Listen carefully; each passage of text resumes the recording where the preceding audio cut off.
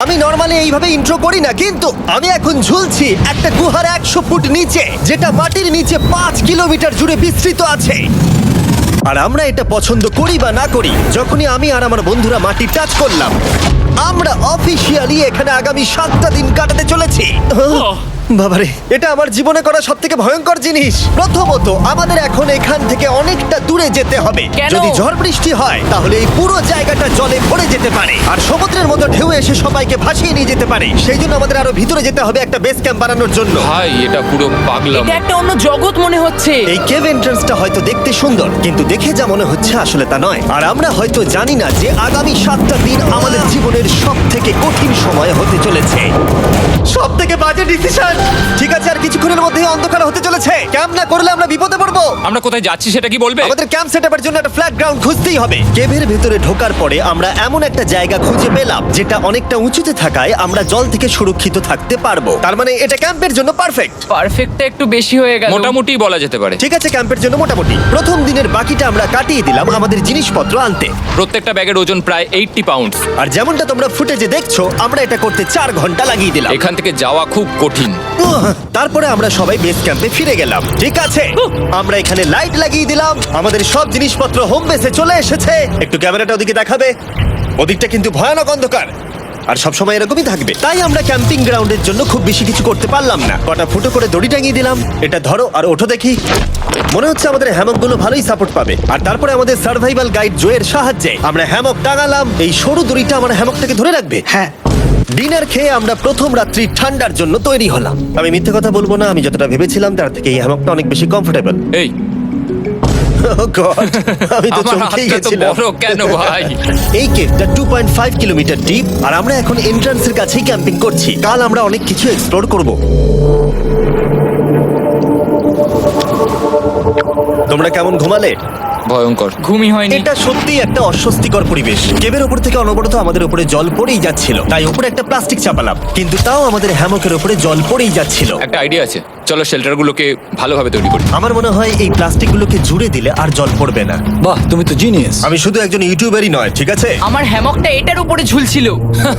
মানে দেখো, আমি আরেকটু হলে হ্যামক থেকে নেমে পড়ে যেতাম। আর আমরা সেই সময় এটা বুঝতেই পারিনি যে এই গর্তটা প্রায় 40 ফুট গভীর। তাই যখন আমি আর শন প্লাস্টিকগুলোকে জুড়ছিলাম, তখন ম্যাক আর কার্ল এই গর্তটা কতটা ভয়ঙ্কর সেটা দেখতে গেল। আমার হ্যামকটা দেখতে পাচ্ছো? ওখানে আমি ঘুমোচ্ছিলাম। এদিকটা দেখো। আর যেহেতু এই কেভে সব একই রকম দেখতে, তাই আমাদেরকে ফলো করা অনেকটাই কঠিন ছিল। এই ম্যাপে তোমরা আমাদের হোম বেস দেখতে পারবে, আর দেখতে পারবে ওরা ওখান থেকে কত দূর হ্যাঁ, যাচ্ছে। এটা তো খুবই ভয়ঙ্কর। ভাই এটা পাগলামো। আর যখন ছেলেরা র্যান্ডমলি এক্সপ্লোর করছিল, তখন আমি আর শন ক্যাম্পে কাজ করছিলাম। এই স্লিপিং ব্যাগটা এখানে কেন পড়ে? কারণ এটার থেকে পিয়ের গন্ধ বেরোচ্ছে। ইয়া, এটার থেকে শেখা উচিত স্লিপিং ব্যাগ ভাড়া নিতে নেই। আমরা স্লিপিং ব্যাগ কেন ভাড়া আমি- নিয়েছি? কেন আমি আমরা জানি না। স্লিপিং ব্যাগগুলো কিনে আনতে পারলাম না? আর তারপরে আমরা এই দুটো প্লাস্টিককে জিপ টাই দিয়ে জুড়ে দিলাম। কিছু মনে করো না, এই দড়িটার উপরে আমার জীবন বাজি আছে। আর তখন ওইদিকে ম্যাক আর কার্ল তখন ওই গর্তের মধ্যে। ও মাই গড, ম্যাক! আর শেষ পর্যন্ত ওরা একদম নিচে পৌঁছে গেল। এই! আমি তো ভাবলাম সবাই ক্যাম্প নিয়ে কাজ করবে। আমরা শুধু দেখাচ্ছিলাম জায়গাটা কতটা ভয়ঙ্কর। না পড়লেই হবে, তোমাদের স্কিল নেই। আচ্ছা ঠিক আছে। আর যদিও ওদের এবার ফিরে আসা উচিত ছিল, কিন্তু কাল আর ম্যাক এটা কতটা গভীর সেটা দেখানোর চেষ্টা করলো। ভাই এটা দেখতে দারুণ লাগছে। তুমি কি নদীটাকে পার করতে পারবে? কিন্তু ওরা এটা জানে না যে এই রিভারটা এই কেভের গোটাটাই জুড়ে আছে। তার মানে এর মধ্যেও আমাদের কিছুটা সময় কাটাতে হতেই পারে। ওই তো ওরা এসে গেছে। এসো। তোমরা রান্না করে রেখেছো তো? হ্যাঁ, রান্না করেছি। ঠিক বলেছ। একটা নতুন বাড়ি, ঠিক বলেছি তো? একদম। এখন আমাদের একটা ছাদ আছে। আর এটা তো দারুণ। জিমি রান্না বেশ ভালোই আর করেছে। আমরা আমাদের ফায়ার পিটটাকে এই সুন্দর জায়গাটাতে নিয়ে এসেছি। জায়গাটা কেমন? বেশ গরম। আরামদায়ক। এই পাথরগুলো গরমটাকে ধরে রাখবে এবং ওপর থেকে যে পি পড়ছে সেগুলোকে আটকে দেবে। ওটা পি নয়। তাহলে ওটাকে কি বলবো? যদি জানি না, হয়তো বৃষ্টির জল হবে বা না, এটা বৃষ্টি নয়, না, পাথর মানে ইয়ে তুমি- করছে। এই একটু উপরে দেখাও। তুমি মেঘ দেখতে পাচ্ছো? পাথর দেখা যাচ্ছে। এটা বৃষ্টি নয়, রক পি। Rock P. ঠিক আছে, রক পি। ঠিক আছে, এটা রক পি। আর একটা শুকনো রাত ঘুমিয়ে কাটাবার পরে আমরা ঠিক করলাম জো আমাদের সার্ভাইভাল এক্সপার্ট, তাকে নিয়ে আমরা কেভের শেষ প্রান্ত অব্দি যাব। Cave, cave! Cave, cave! Cave, cave. দেখা যাক আমরা কেভের কতটা গভীরে যেতে পারি। তোমরা কিন্তু মনে রাখবে আমরা সবেমাত্র কেভের এন্ট্রান্সের দিকেই আছি, আর আমাদের ইচ্ছা এই কেভের শেষ প্রান্ত অব্দি যাওয়া, অবশ্যই না মরে গিয়ে। ও মাই গড, এটা তো খুবই স্টিফ। আরে এটা তো সবে শুরু। আমরা কেভের আরো গভীরে এসেছি। তোমরা সবাই সাবধানে আসবে। এটা খুবই ছোট জায়গা, আমার মনে হয় না এখান থেকে আমি যেতে পারবো। কেভ এক্সপ্লোরের ইন্টারেস্টিং জিনিসটা হলো যা হোক করে আমাদের এই ছোট্ট ফাঁকগুলোর মধ্য দিয়ে এগিয়ে যেতে হবে। ও মাই গড, খুব ছোট জায়গা। আর তারপরেই খুব বড় একটা জায়গা আসবে, সেটা এতটাই বড় যে কিছু না দেখতে পাওয়ার জন্য এটা করতে হলো। ও মাই গড! এবার আমি সব দেখতে পাচ্ছি, এটা দুর্দান্ত। এটার তো অনেক আলো। ভাই জায়গাটা কতটা সুন্দর দেখো। বাপরে কি আলো, আমি তো তাকাতেই পারছি না। আমি তো অন্ধ হয়ে যাব মনে হচ্ছে। এ বাবা, এটা কি হলো? আমরা বোধহয় ঠিক মতো এটাকে ব্যবহার করতে জানতামই না। চলো এগিয়ে যাই। আর তাই আমরা এগোতে থাকলাম। এই যে এই জায়গাগুলো, এগুলো খুব ভালো ধরার এখানে? জায়গা। এগুলো ধরে এখান থেকে পা ঘুরিয়ে চলে আসতে পারবে। এইভাবে কি? একদম পারফেক্ট। জো সব থেকে ভালো কেভ গাইড। এভাবে কেউ গাইড করতে পারবে না। ঠিক আছে, এইবার ব্যাপারটা ইন্টারেস্টিং হবে। কি? এটা কি? এখান থেকে আমাদের ওয়েট শুট পরে সাঁতার কেটে যেতে হবে। গতকাল ম্যাক আর কার্ল এটা নিয়ে মজা করছিল, কিন্তু এই কেভে আমাদের পরের অ্যাডভেঞ্চারটা ছিল একটা প্রায় জমে যাওয়া নদীর মধ্যে। ও মাই গড, এটা তো পাগলামি! তার মানে আমাদের ওয়েট শুট পড়তেই হবে যাতে আমাদের হাইপোথার্মিয়া না হয়। আমরা এটা কেন করছি? এই এক্সপেরিয়েন্সটা তো জীবনে একবারই হবে। এটা করলে হয়তো আর নাও বেঁচে থাকতে পারি। আমাদের এই কেভের শেষে পৌঁছতে হলে আমাদের এই নদীর মধ্য দিয়ে, এই ছোট্ট ফাঁকগুলোর মধ্য দিয়ে সাবধানে ধীরে ধীরে এগিয়ে যেতে হবে। আস্তে আস্তে নামো, স্রোতের কারণে পা পেছনে টানতে পারে। ঠিক আছে, আমি তাহলে নামছি। তুমি ওই দেয়ালগুলো ধরে ধরে এগোতে থাকো আস্তে এটা তো আস্তে। খুব ঠান্ডা। তুমি পারবে জিমি। জানি না এখানে ঢুকতে পারবো কি না। জিমি, এবার তুমি জল থেকে উঠে দাঁড়িয়ে পড়ো। এটা সত্যি একটা পাগলামি। এখানে কি ঠান্ডা! যখন তোমরা খুব ঠান্ডা জলের মধ্যে থাকবে তখন একটা পাথরকে ধরে এগিয়ে চলা খুব কঠিন হবে। ও মাই গড, এটা সত্যি পাগলামি। ম্যাক, কার্ল, চলে এসো। আমার ভয় লাগছে। চলো চলো, পারবে। ভাই। এগোতে থাকো, পেছন দিকে তাকিও না। একবার দেখো আমরা কি করছি। কিন্তু এই বাধাগুলো এতটা কঠিন ছিল না সামনে যা আসতে চলেছিল তার তুলনায়। আমরা পেরেছি। কেভ কেভ কেভ এই, কেভ। একটা কথা শোনো, আমরা 10% আসিনি। তার মানে এখনো আমরা শুধুমাত্র সার্ফেসেই রয়েছি, আর শেষ প্রান্তে পৌঁছতে হলে আমাদেরকে আরো 2 কিলোমিটার যেতে হবে। যেরকম তোমরা দেখতে পাচ্ছ এখানে 24x7 বৃষ্টি হয়, তাই আমি একটা আড্ডা মারার জায়গা তৈরি করেছি যেখানে আমরা কেউ ভিজবো না। আমি ভাবছি আমি যদি এটা না বানাতাম তাহলে কি হতো। আমি নিশ্চিত যে ওদের একটা ভেজা পাথরের উপর শুতে হতো। আমাদের ক্রমাগত এগিয়ে যেতে হবে এবং শরীরটাকে ভিজে রাখতে হবে। ঠিক আছে। নইলে আমাদের শরীরের তাপমাত্রা কমে যাবে। এটা কঠিন কেন? সব থেকে বাজে ব্যাপার হলো আমরা যতটাই দিকে এগোবো ততটাই আমাদের পিছন দিকে ক্যাম্পে ফিরতে হবে। আমাদের পরের বাধাটা হয়তো জলের মধ্যে নয়, কিন্তু তার মানে এটা নয় যে সেটা সহজ হবে। আরে এটা কি মাকড়সার জাল? কিন্তু আমি মাকড়সা দেখতে পাচ্ছি না তার কেন? মানে ওটা আমাদের উপরে আছে। আরে তোমার গায়ে, তোমার গায়ে। আমার বন্ধুরা বলতে বাজে, এই গেমটা মিস্টার বিস ভিডিওর মতো, যত এগোবে ততই কঠিন হবে। সত্যি কথা বলতে যদি আমাদের সাথে জো না থাকতো আমরা মরেই যেতাম। আর 3 ঘন্টা পরে জো আমাদের জন্য একটা বাজে খবর নিয়ে এলো। জল অনেকটা বেড়ে গেছে আর আমরা অনেকটা সময় লাগিয়ে ফেলেছি, তাই আজকে আমাদের আবার ক্যাম্পে ফিরে যেতে হবে। আমি মানবো না। তুমি সেফটি এক্সপার্টের কথা অমান্য করতে পারো না। আমি এটা মানবো না। সত্যি কথা বলতে আমাদেরকে ফিরতেই হতো, কারণ এর আগে আমরা শুট করতে অনেকটাই সময় নষ্ট করে দিয়েছি, তারপর ফ্লেয়ার নিয়ে খেলেছি, তাই আমরা ফিরে যাচ্ছি। আর এই মিশনটা আমরা পরের দিন আবার শুরু করব। শন, আমরা এসে গেছি। আরে তুমি এখানে কি করছিলে? এখন তোমরা কেউ ভিজবে না। আমি তো জানতামই না এই লাইটগুলো আমরা এনেছি। এগুলো দারুণ লাগছে তাই না? দুঃখের বিষয় আজকে আমরা মাত্র 20% এগোতে পেরেছি, কিন্তু বিশ্বাস করো আমরা শেষ পর্যন্ত অবশ্যই যাব আগামী কয়েকদিনের মধ্যেই। আমার মনে হয় না। কোনোদিনই হবে না। আমি তো বললাম। আমরা ডে 4টা রেস্ট নেব আর ডে 5-এ চেষ্টা করব এই কেভের শেষ অবধি যাবার। দেখা যাক কি হয়। ডে 3-তে মজা হলো, কালকে আবার দেখা হচ্ছে। আর কেভের ভিতরে 3টে খুব বাজে রাত কাটাবার পরে পরের দিন সকালে আমাদের মাথায় শুধু একটাই কথা আসছিল, আমার একটা হট শাওয়ার চাই, তবে আমি এখন একটু শান্তি পাবো। ও এখন শাওয়ার পেলে কিন্তু দারুণ হয়। আমি চান করিনি প্রায় 3-4 দিন হয়ে গেল। তোমরা নিশ্চয়ই জানো কেভের মধ্যে শাওয়ার করা সম্ভব নয়। আমাদের অনেকটা পথ হেঁটে সাবধানে আগের রিভার বেডের কাছে পৌঁছতে হলো। ও মাই গড! আমি আমার ব্রেনকে ফিল করতে পারছি। আমি এভাবে ব্রেনকে ফিল আমার করিনি। কপালটা জমে গেল পুরো। চলো ড্রোন দিয়ে মাথার চুলগুলো শুকিয়ে নি। এদিকে এসো ড্রোন। ও দাঁড়াও দাঁড়াও দাঁড়াও, এটা কিন্তু কাজ করছে। হ্যাঁ, দারুণ কাজ করছে। ড্রোন থাকতে হেয়ার ড্রায়ারের কি দরকার? আর চুল শুকানোর পর আমরা জোয়ের সাথে জার্নির প্ল্যান করতে বসলাম। এটা কি জো? এটাই কেভের ম্যাপ। আগেরবার আমাদের থামতে হয়েছিল কারণ জল খুব জোরে বইছিল।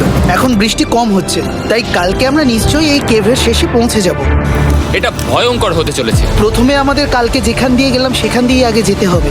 জলের মধ্যে ঝাঁপ দিতে হবে এবং পাথর দেখে হাঁটতে হবে। এগুলো সবকটা আমরা যদি পার করতে পারি তাহলে আমরা গ্লো ওয়ার্ম চেম্বারে পৌঁছে যাব। কেমন দেখতে তুমি সেটা বলো না, আমি তোমাদেরকে সারপ্রাইজ দিতে চাই। তোমার মনে হয় আমরা পারবো? ওইসব বাদ দাও, আমরা ঠিক কালকে পৌঁছে যাবো। কালকের প্ল্যান আমরা চক আউট করে নিয়েছি। আমরা রেস্ট করছি আর ফেস্টিভ্যাল স্মোর্টস খাচ্ছি আমাদের এনার্জি রিগেন করতে। সবাইকে চিয়ার্স। Yippee! জো এই প্রথমবার ফেস্টিভ্যাল স্মোর্টস খাচ্ছে। জো সত্যি কথা বলবে। এটা দারুণ, তাহলে ভালো লাগলো? দারুণ লেগেছে। আমরা এই চকলেটটা আগে কেন বের করিনি? এটা এমনি চকলেটের থেকে 10 গুণ ভালো খেতে। সত্যি কথা বলতে তোমরা যদি ফেস্টিভ্যালের সাথে স্মোর্টস ট্রাই না করে থাকো তাহলে তোমরা মিস করছো। কালকে আমরা পুরো কেভটা এক্সপ্লোর করব, দেখা হচ্ছে। তাই আমরা ভালো করে ঘুমানোর চেষ্টা করলাম আর কালকের প্রিপারেশন নিলাম কেভের শেষে যাওয়ার জন্য। আমরা আমাদের জীবনের সবথেকে ডেঞ্জারাস জার্নি করতে চলেছি। ডে 3 এর অভিজ্ঞতা মাথায় রেখে আমরা কম শুট করেছি যাতে আমরা সামনের দিকে তাড়াতাড়ি এগোতে পারি। উহ, জলটা খুব ঠান্ডা। হ্যাঁ, আগের দিনের মতোই খুব ভালো। এই তো আর যাতে আমরা সবাই বেঁচে ফিরতে পারি তাই জো ছাড়াও আরেকজন সার্ভাইভাল এক্সপার্টকে আমরা নিয়ে এসেছিলাম। এখানে আমরা ডে 3 তে আটকে গেছিলাম। এখন আমরা কি করব? এবারে আমরা অনেক তাড়াতাড়ি এসেছি। আমাদের পিছনে ঘন অন্ধকার। কোথায় যাব? এই রাস্তাটা অনেক সরু এবং হ্যাঁ। স্রোত প্রচুর বেশি, তাই আমরা দেয়ালগুলো ধরে ধরে আস্তে আস্তে এগোবো। এই যে এইভাবে। ও হ্যাঁ, God! এই রকটায় জাম্প করো। কয়েকটা ভালো পাথর আছে যেগুলোকে তুমি ধরে এগোতে পারবে। আরে এখানটা তো অনেক অন্ধকার। আমি আর পা পাচ্ছি না, আমি এখন মাটিতে আর পাই পাচ্ছি না। যেহেতু আমরা মাটিতে পা পাচ্ছিলাম না তার মানে যদি আমরা পাথর ছেড়ে দিই তাহলে এই জলের স্রোত আমাদেরকে ভাসিয়ে নিয়ে যেতে পারে। জো আমরা কি করব? আমি এটা ধরে এসেছি, তুমি এটা ঠিক আছে, ধরো। আমি তো দেখতেও পাচ্ছি না কোথায় যাচ্ছি। জো স্রোত আমাকে ভাসিয়ে নিয়ে চলে যাচ্ছে। আমি তুমি করবো কি করে? পারবে, পারবে। শুধু মুখটা এখান থেকে ঢুকিয়ে দাও, আমি হেল্প করছি। এখানে আমি ঢুকবো? হ্যাঁ, এই গর্তের মধ্যে। এই তো খুব ভালো। এটা আমার জীবনের সব থেকে বিপজ্জনক অ্যাডভেঞ্চার। আমরা এখন কেভের অনেক গভীরে চলে এসেছি আর এবার আমাদের সামনে প্রথম বড় বাধা। এখানে জলের একটা ঘূর্ণাবর্ত আছে, যদি তুমি এর মধ্যে পড়ে যাও তাহলে তোমাকে একদম নিচে নিয়ে চলে যাবে। মানে আমরা পড়ে গেলে মরে যেতে পারি। হ্যাঁ, মানে আমরা মৃত্যুর সাথে খেলা করছি। এটা এতটা বিপজ্জনক হতে পারে আমি সত্যিই ভাবিনি। খুব ভালো। এই তো। তাহলে কি আমার পা এখানে হ্যাঁ, রাখবো? রাখো রাখো। ঠিক আছে, এই তো আমি পেরেছি। এটা আমার ভাবনার থেকেও বেশি কঠিন ছিল। এই নদীটা কতটা শক্তিশালী এই গোটা কেভটাকে তৈরি করেছে। কিন্তু মজার ব্যাপার হলো আমরা পাথরের মতো শক্তিশালী নই। আমি শুধুমাত্র মানুষের মতোই শক্তিশালী। সৌভাগ্যবশত কাল এই অ্যাডভেঞ্চারে লিড করেনি, তার বদলে আমরা একজন অ্যাভেঞ্জার জোকে পেয়েছি। ও কতটা এক্সপার্ট তার প্রমাণ হিসেবে বলতে পারি। সে লিটারালি কতটা ওপর থেকে আমাদেরকে নদীতে ঝাঁপ দিয়ে দেখালো। ও মাই গড, এটা পাগলামি। কে বললো এটা পাগলামি? এটা তো আমার কাছে খুবই সহজ। আমি এটা করব। তুমি কোনোভাবেই এটা করতে পারবে না। আরে কি বলছোটা কি তুমি? আমি এক্ষুনি করতে চাই। চলো যাচ্ছি Joe. God speed back. Jimmy আমার সাথে যা যা করেছে তার কাছে এটা তো কিছুই নয়। 3, 2, 1।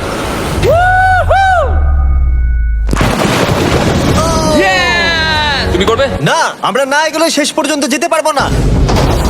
ও মাই গড, আমাদের নিচের দিকে যেতে হবে। আমরা সবসময় স্রোতের উল্টো দিকে কেন যাই? এখন শুধু আমি ভেসে ভেসেই যেতে পারবো, আর কিছু না। এই জলের তলায় অনেক ধারালো পাথর আছে, তোমরা সেগুলোকে দেখতে পাবে না, তাই সাবধানে পা ফেলবে। ও মাই গড, আবার এটা গভীর আরে হচ্ছে। আমার পা তো কিছুর উপরে রাখতে হবে। ছোট পাথরগুলোই একমাত্র বাধা ছিল না, মনে হচ্ছে আমাদের প্রতিটা পদক্ষেপে। ও ভাই, আমি কিচ্ছু দেখতে পাচ্ছি না। এটা খুব ভয়ঙ্কর। কেভটা আরো অন্ধকার হয়ে আসছিল এবং আরো সরু। আর তখন আমরা জানতাম না যে আমরা ফিনিশ লাইন অব্দি পৌঁছতে পারবো কিনা। আমি ক্লান্ত হয়ে পড়েছি। এই কেভে আরো কঠিন বাধা আসার আগে তোমাদেরকে আমি কিছু দেখাতে চাইবো। জো, তোমার ব্যাগটা দাও। Thank you. তুমি জানো এর মধ্যে কি আছে? না, জানি না কি আছে। Brand new mister beast lab swamp. সত্যি কথা বলছি, গত 5 ঘন্টা ধরে যেহেতু আমি অনেক পরিশ্রম করেছি তাই কোনো মতেই এখন এটা আমি বলার মতো অবস্থায় নেই। তাই এটা শুট করার 1 মাস পরে আমি পুরো কেপ সেটটা তৈরি করলাম ফিউচার জিমি নেম ট্যাগ দিয়ে। তারপরে বললাম, হেই আমি ফিউচার জিমি, আর আমি এখন তোমাদেরকে বলবো brand new toy line of mister beast lab swamp সম্পর্কে। এটা একটা কালেক্টেবল টয় লাইন আর এখানে 119টা ইউনিক ডিজাইন ক্যারেক্টারও আছে যা তোমরা কালেক্ট করতে পারো। আর সবথেকে দারুণ ব্যাপারটা হলো কোন ক্যারেক্টারটা তুমি পেয়েছো সেটা জানতে হলে এই টিউবে ওয়াটার দিয়ে নাড়াতে হবে আর তোমার সোয়ামস তোমার সামনে চলে আসবে। আর আমি এটা ডেমনস্ট্রেট করতে এই বিশাল বড় টিউবটাকে বানিয়েছি। এই টিউবটাকে জল দিয়ে ভরে দাও। তোমাদের এত জলের দরকার নেই, এটা অনেক বড় বলে এত লাগছে। ঠিক আছে, এটা এখন জলে ভর্তি হয়ে গেছে। এবার এটাকে একটু নাড়াতে হবে। এটা কি আর নাড়াতে হ্যাঁ হবে? হ্যাঁ, অনেক নাড়ানো হয়ে গেছে। এবার জল ঢালো এখানে। জো ঢালছে। আর জল ঢালার পরে তোমরা দেখতে পাবে তোমরা কোন সোয়ামটা পেয়েছো। এটা সব থেকে রেয়ার হাইপোক্রোম, যেটা মাত্র 1000টা বানানো হয়েছে। জো, এটা তোমার। থ্যাংক ইউ সো এটা চাই। আর এটা তোমার। কাল কি নেবে? আমার কাছে দুটোই ছিল। আর আমরা শুধু সোয়ামেই থেমে নেই, আমরা এই অ্যাকশন ফিগার প্যান্থার গুলো বানিয়েছি যেগুলো এই ব্রিফকেসে আছে। আর এই সোয়ার্মের মতো এই মিউটেটর যখন তোমরা কিনবে দেখতে পাবে এর ভেতরে কি আছে। কোথায় কিনবো? ভালো হয়েছে জিজ্ঞাসা করলে। মিস্টার বিস্ট ল্যাব টয়েস এখন তোমরা পৃথিবীর সব জায়গায় পেয়ে যাবে। এগুলো সব বেরিয়ে গেছে, তোমরা গিয়ে কিনে নাও। আর কেবের মধ্যে অনেক সমস্যা পেরোনোর পরে আমরা ফাইনালি পৌঁছে গেলাম গ্লো ওয়ার্ম চেম্বারে। ভাই এবার খুব ভালো লাগছে। ঠিক আছে টিম, তোমাদের গ্লো ওয়ার্ম চেম্বারে স্বাগত। এ তো দারুণ। এটা দারুণ লাগছে। ভাই এটা পৃথিবী মনে হচ্ছে না এখানে একদমই। যে আলো তোমরা দেখতে পাচ্ছ সেগুলো আসলে ছোট্ট ছোট্ট বায়োলুমিনেসেন্ট গ্লো ওয়ার্ম তৈরি করেছে। এটা দেখতে অনেকটা মিল্কি ওয়ে গ্যালাক্সির মতো লাগছে।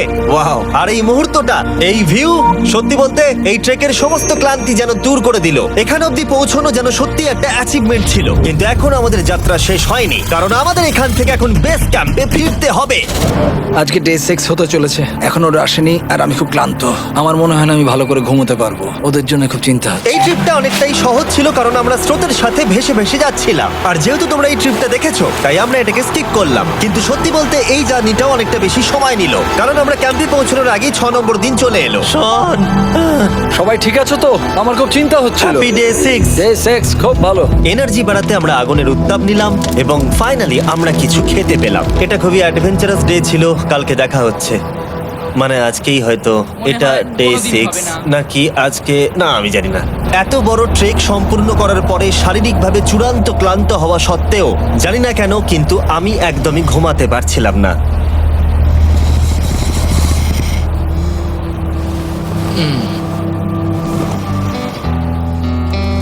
আমি 7 দিন সলিটারি কনফাইনমেন্টে কাটিয়েছি, কবরে কাটিয়েছি, 7 দিন রাফটে থেকেছি। কিন্তু সত্যি কথা বলতে এটা সবার থেকে বেশি কঠিন ছিল, কারণ সব সময় ভিজে, ঠান্ডা, প্রত্যেক মুহূর্তে এই পাথরগুলো শরীরে ব্যথা দিচ্ছে। বেশিরভাগ সময়টাই এই কেপটা দুঃস্বপ্নের মতো ছিল। কিন্তু তোমার আর আমার মধ্যে জিমি! ইয়ো! গার্ড, আমাকে দেখতে পাচ্ছ? এটা পৃথিবীর সবথেকে উজ্জ্বল টর্চ। মজার মুহূর্ত অনেক ছিল। মাটির নিচে 300 ফুট গভীরে অভিযান চালানো থেকে আমাদের সবাই মিলে হ্যামক নিয়ে হাসাহাসি করা সবকিছুই এই অভিযানের অংশ ছিল। যেহেতু আমাদের সঙ্গ দারুণ, চলো তিমির মতো আওয়াজ করো। তাই এই ভিজে, ঠান্ডা, পাথুরে অদ্ভুত কেভের ট্রিপটা বদলে গেল আমাদের জীবনের সব থেকে সুন্দর মুহূর্তে।